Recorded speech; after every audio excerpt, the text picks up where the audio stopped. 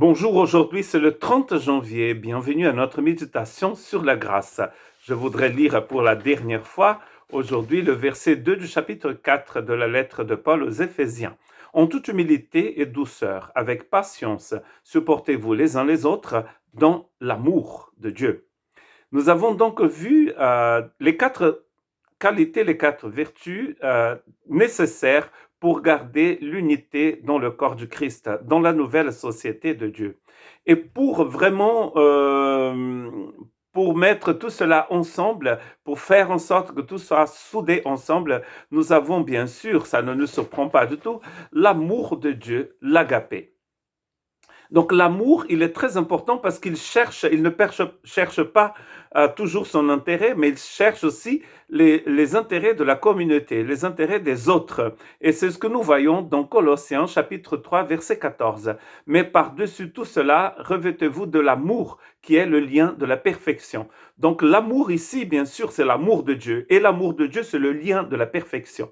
Donc nous avons l'humilité, la douceur, la patience et le support mutuel qui sont bien sûr liés par la perfection, c'est-à-dire par l'amour de Dieu.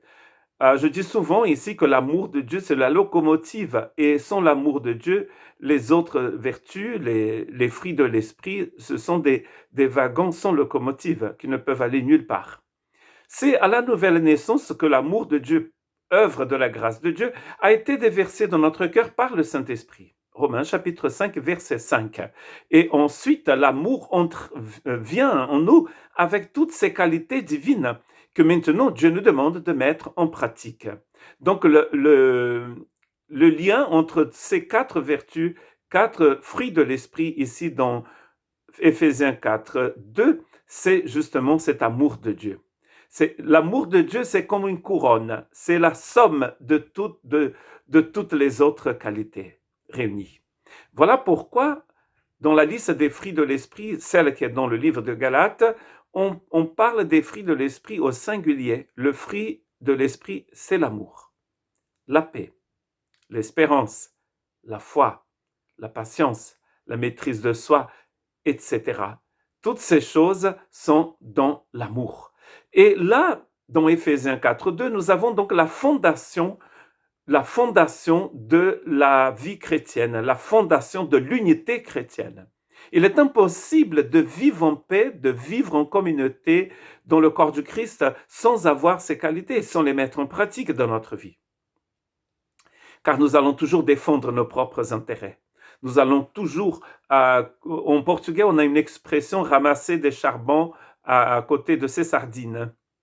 Parce qu'à l'époque, il y a très longtemps, les gens qui habitaient sur la côte, ils faisaient des feux de bois et ils mettaient les sardines sur les braises après pour les cuire. Et donc, on a toujours envie d'avoir des braises à côté de nos sardines.